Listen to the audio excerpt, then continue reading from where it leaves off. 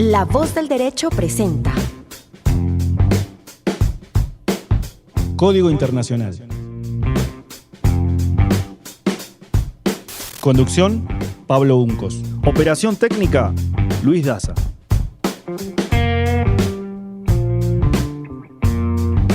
Porque el mundo tiene un código. Código Internacional.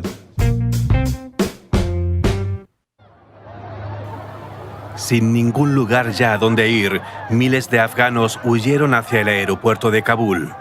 Pero todos los vuelos comerciales han sido cancelados. Solamente unos pocos fueron evacuados junto a personal de algunas embajadas extranjeras. Los demás deben volver a casa o escapar por otras vías. Poco antes de la rueda de prensa de los talibán frente al Palacio Presidencial, la pregunta que todos se hacían era: ¿cómo ha podido pasar?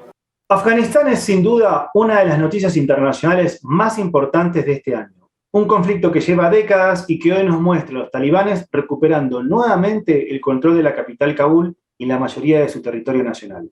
Para hablar de este tema tenemos en línea a Angélica Alba Cuellar, especialista en Medio Oriente y profesora de Relaciones Internacionales en la Universidad Jorge Tadeo Lozano. Angélica, tras la toma de Kabul por parte de los talibanes, se habla del reacomodamiento del orden regional. ¿Cómo queda el tablero de esa región con lo que respecta a la presencia de las principales potencias? Me refiero a Estados Unidos, China y Rusia. Bueno, pues digamos que en un primer lugar, la presencia de los Estados Unidos ha sido muy importante en el Medio Oriente. Digamos, estrictamente hablando, Afganistán no es parte del Medio Oriente, pero sí del concepto del Gran Medio Oriente, que justamente se creó con el inicio de la guerra contra el terrorismo en el 2001, y la presencia de Estados Unidos fue muy importante desde 1991 en esta región, específicamente con la intervención en la guerra del Golfo Pérsico, que sirvió para cimentar, digamos, esa presencia de los Estados Unidos en la región y de alguna manera también su poder hegemónico a nivel global después del fin de la Guerra Fría. Ha habido, digamos, otros momentos en los que esa presencia se vio muy reforzada, por ejemplo, la misma invasión de Irak en el 2003, en el contexto de esta guerra mundial contra el terrorismo, con unos aliados muy importantes como Israel, pues un aliado histórico, lo mismo que Arabia Saudita, los países del Golfo. Turquía también ha sido en general un aliado pues importante de la OTAN, pero esta situación digamos que ha venido retrocediendo un poco en los últimos años, y esto tiene mucho que ver digamos también con un desgaste digamos natural también de una presencia muy larga tanto en Irak como en Afganistán, en el caso de Afganistán de 20 años, con un fortalecimiento paulatino de los rivales estratégicos de los Estados Unidos, principalmente pues Rusia y China, como tú lo has mencionado. Y en ese sentido, digamos que hay algunas cosas que vale la pena decir. Primero, Rusia ha recuperado parte, digamos, de una presencia que trató de tener durante la Guerra Fría en el Medio Oriente, especialmente a través de su apoyo al régimen de Siria en el contexto de la guerra civil en Siria. Básicamente Bashar al-Assad se ha mantenido en el poder gracias a la intervención de Rusia en su momento, y esto le ha permitido a Rusia utilizar también las bases sirias de manera, digamos, ilimitada. Entonces, esa presencia en ese lugar estratégico es muy importante. También hemos visto pues, que la retirada de Estados Unidos de Irak generó justamente toda esa situación de desacomodamiento, de una estabilidad muy, muy precaria que llevó pues justamente al surgimiento de ISIS en el 2014, y eso de alguna manera afectó mucho pues esa presencia estadounidense en la región, digamos su influencia. Y por otra parte, pues ya lo que está pasando ahora con Afganistán, pues sí golpea muy fuertemente esa influencia, ese papel de los Estados Unidos como poder hegemónico. Sigue siendo una superpotencia, la mayor potencia militar del mundo, pero genera, digamos, mucha inquietud entre los aliados tradicionales, por ejemplo, Estados Unidos en el Medio Oriente, Israel, Arabia Saudita, sobre todo con respecto a Irán, digamos, que es algo que los concita, digamos, que los une, y frente a otros problemas, porque no saben qué tanto ya pueden contar con el respaldo decidido de los Estados Unidos, qué tanto deben empezar realmente a confiar básicamente en sus propias capacidades, en manejar otro tipo de estrategias menos dependientes del poder de Estados Unidos. Entonces yo creo que esto sí genera, digamos, unas dificultades allí. China no ha entrado en el terreno, digamos, geopolítico clásico en el Medio Oriente, pero tiene algunos intereses de tipo económico, no necesariamente en los países más afectados, pero sí, digamos que en sus grandes planes estratégicos y de la franja y la ruta, pues el Medio Oriente es importante. Pero en general, digamos que allí Rusia es la que más ha ganado algo de presencia en esa región y Estados Unidos pues viene, digamos, en declive y con esto su imagen se afecta aún más. Angélica, vos hablás de una intervención larga, pero una intervención que al mismo tiempo es costosísima. ¿Qué podés decirnos acerca de los factores internos que llevaron a que Estados Unidos se retirase de la región? Sí, digamos que es una guerra larguísima que tuvo pues mucha oposición interna, aunque no necesariamente se manifestó muy vivamente todo durante todos estos años, pero sí es cierto que, digamos, las promesas que venían haciendo los anteriores presidentes, desde Barack Obama, pasando por Trump, y el mismo Joe Biden, pues hablan de un desgaste muy largo, de una necesidad pues manifiesta de terminar esa guerra, de terminar esa presencia, con todo lo que ello podía implicar, que de todas maneras yo creo que nadie se imaginaba que iba a producirse de la manera en la que se ha producido en los últimos días, pero sí, ha sido un gasto enorme, trillones de dólares orientados a este esfuerzo que ya en este momento pues muchos consideran que fue básicamente inútil, que no sirvió de nada, ¿Vos considerás además de las que pérdidas en Estados vida. Unidos cumplió los objetivos que tenía cuando entró a Afganistán?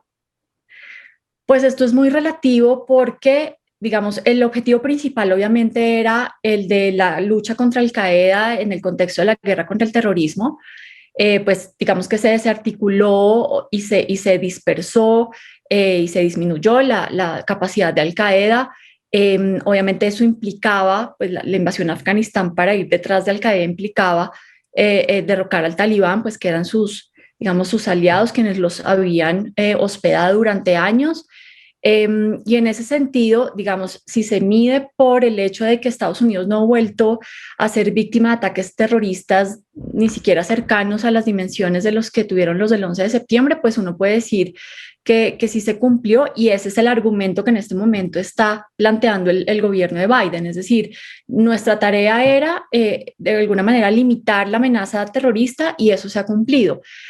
Pero de alguna forma también no nos podemos olvidar de que esta intervención en Afganistán hace parte un poco de ese modelo de intervención de las democracias liberales occidentales que buscan, además de todo esto, pues tratar de implantar la democracia y de generar pues unas dinámicas políticas particulares, y eso también pasó cuando, digamos, eso se planteó también como parte del plan de la invasión y la ocupación de Afganistán.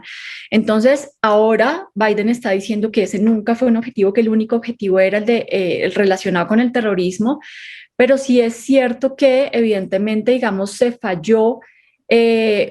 ¿Por qué? Porque pues se invirtió un montón de dinero, un montón de esfuerzo en tratar de crear un gobierno afgano, en unas instituciones, un ejército, una fuerza de seguridad. Pero con un castillo de arena. Estamos con Angélica Alba Cuellar, especialista en Medio Oriente y profesora de Relaciones Internacionales en la Universidad Jorge Tadeo Lozano.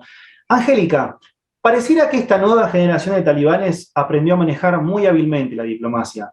¿Crees que las negociaciones en curso con varias de las potencias le traerán una legitimidad a este gobierno, a diferencia de aquel gobierno talibán del 2001, que solamente tenía el reconocimiento de 3 países? Pues mira, de entrada se están planteando como una gente mucho más moderada, con un discurso hacia la comunidad internacional, pues mucho más amistoso, y en cierto sentido, pues haciendo anuncios sobre que no van a ejecutar ningún tipo de venganza en contra, por ejemplo, de las personas que trabajaron con el gobierno anterior o con los estadounidenses o con las fuerzas de la OTAN en Afganistán, que no iban a derogar los derechos de las mujeres, que ellas iban a poder seguir estudiando y trabajando. Y uno pensaría que, digamos, si hay un esfuerzo consciente de tratar de moderar el discurso, por lo menos de las puertas hacia afuera. ¿Por qué? Porque Afganistán es un país que de todas maneras durante todo este tiempo fue tremendamente dependiente de la ayuda externa. de alguna manera, digamos, los ingresos del talibán que se derivan sobre todo del tráfico del opio y de extorsiones y pues, también unos mecanismos de recolección de impuestos muy precarios, pues esto no alcanza a cubrir, por supuesto, las necesidades de un país que ya es, digamos, muy pobre y con un montón de necesidades sin resolver. Entonces yo creo que hay una apuesta por tratar de lograr esta legitimidad internacional. A ellos les interesa el reconocimiento y también les interesa, digamos, ojalá mantener algún tipo de flujo de ayuda internacional. Ya hay países que han dicho que de plano no van a reconocer al talibán ni van a seguir dando ayuda. Otros que sí están un poco más, digamos, dispuestos y abiertos a lo que puede significar esto. Básicamente China y Rusia también por sus propias razones. Pero honestamente yo creo, digamos, hay mucha expectación sobre qué tan coherente es este discurso con la práctica y ya hemos empezado a ver que en la práctica las cosas no están funcionando como las anuncian, es decir, ya hay mujeres que han sufrido violencia por su forma de vestir, no se les deja entrar a sus trabajos, a las universidades. Ya hay reportes de estas visitas a las casas con lista buscando gente que trabajó para las fuerzas de ocupación o para el anterior gobierno. Entonces, honestamente, yo no pienso, esta es mi postura muy personal, que ese discurso vaya a ser coherente con la práctica y yo creo que eso eventualmente pues, va a tener unas consecuencias muy negativas para el talibán en términos, digamos, de sus objetivos en política exterior y con respecto a recursos y demás. Ese fue el análisis de Angélica Alba Cuellar, internacionalista, especialista en Medio Oriente y profesora de Relaciones Internacionales por la Universidad Jorge Tadeo Lozano. Angélica, muchas gracias. A ti, Pablo, muchas gracias por la invitación.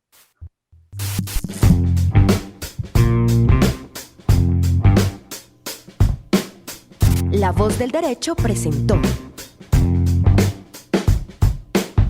Código Internacional. Conducción, Pablo Uncos. Operación técnica, Luis Daza.